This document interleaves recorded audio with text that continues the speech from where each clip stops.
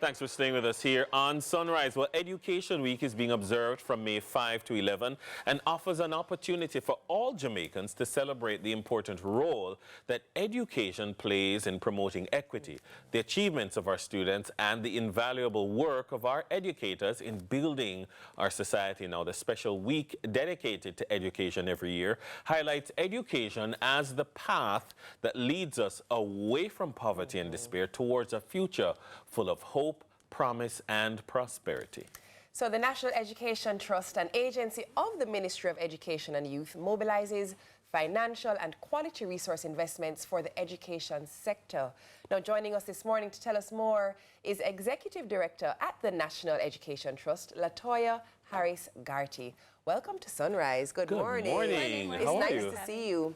Before we even dive into this interview, a little birdie told me that there's someone you have to say good morning to. Yes, my son. Yes. Four-year-old said I had to say good morning to him while I was on TV. So good morning, Jete Harris-Ghartey. Over there, go. Good morning, Jete Harris-Ghartey. I hope you have a brilliant day at school. Awesome. I had to get silly because as a mom, I know you can't go home. No, I know how it goes. I have you back. But let's talk a little bit about, we hear it all the time, about education being the way out or the path away from poverty. It's not just a thing that people say. There is statistics and actual data to back up the fact that education changes the landscape for one. Let's talk a bit about that.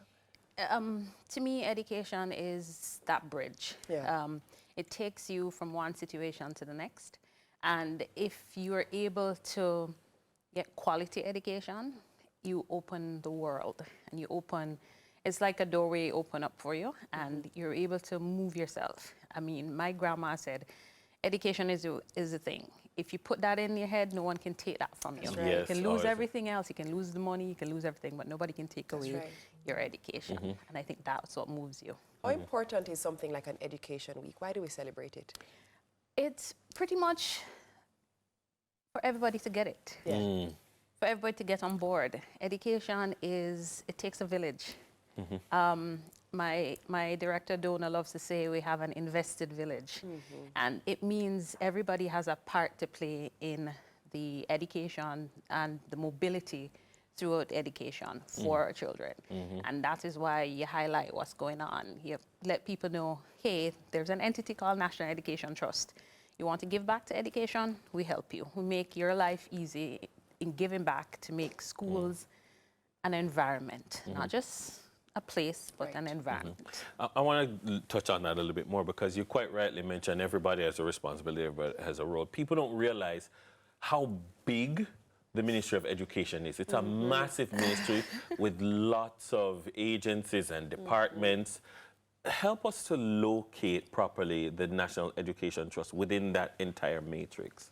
So I like to say that we beg and we build.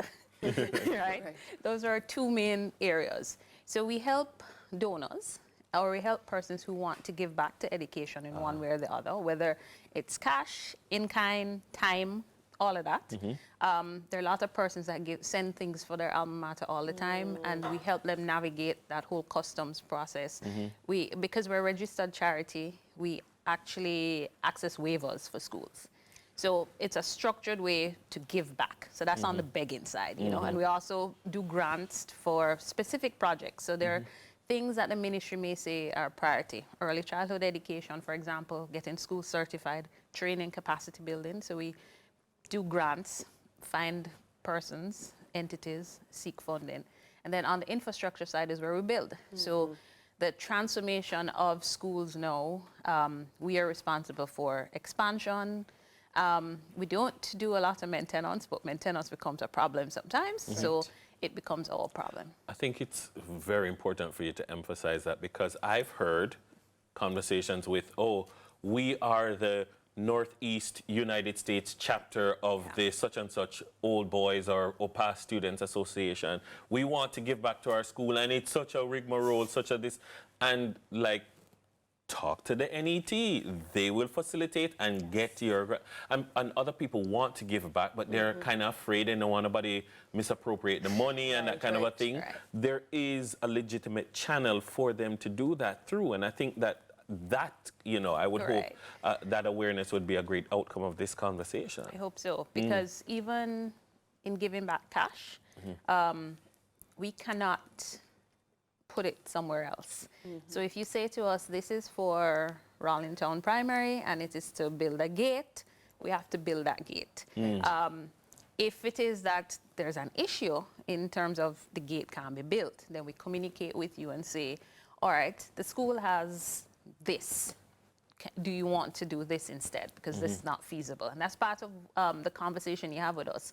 If you said you want to put up a sun, and we say, okay, but the school can't accommodate a sun right now, or it's just not feasible, and we start to work that through with you and to find a way. Or you might be aware of the fact that two other people want to do the same thing, but the school is here begging for a computer lab. Exactly. Yeah. And you want to do water tank, but the school is saying, I need a computer.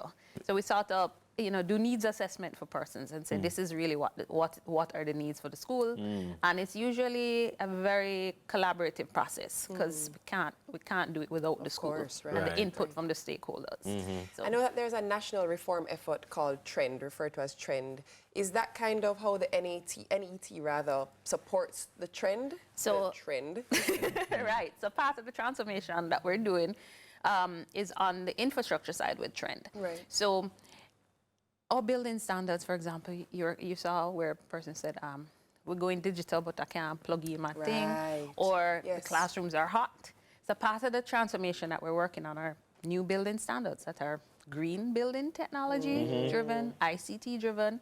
I mean, we have made simple changes. The expansions we're doing now, we've increased the height of the classroom a little bit, and we're looking to do that more. That helps with cross ventilation, lighting. So we're working on the entire environment. Are there any big infrastructure projects coming up this financial year? Yes, we're continuing Mount St. Joseph expansion in Manchester. That's to provide spaces in that parish.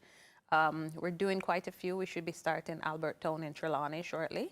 We're currently finishing up, or should be finishing up for the school year, Bridgeport, my brain, Exchange, and we're Jonathan Grant over in Swant. So a lot of the schools we're working with or have plans to work with expansion, they're either shift schools that we're going to remove from the shift, or they were shift schools that we're providing the labs for, or schools that the infrastructure just needs that expansion. So Port Antonio too is slated. My alma mater, Westwood, is slated for canteen. You remember a couple years ago, they lost their canteen to fire. So we're doing a whole repurposing of that school soon. But there are quite a bit of schools. We have at least 72 schools that we're looking at. We're doing pre-investment work right now. It may look like a little bit right now, but it surely doesn't sound like a little bit. The impact is great, definitely. Yes, excellent Thank you work. so much. Thank you. All right, that was Latoya Harris-Ghartey, Executive Director at NET. Coming up next, it's Law and Order JA. We'll be right back. Gavel.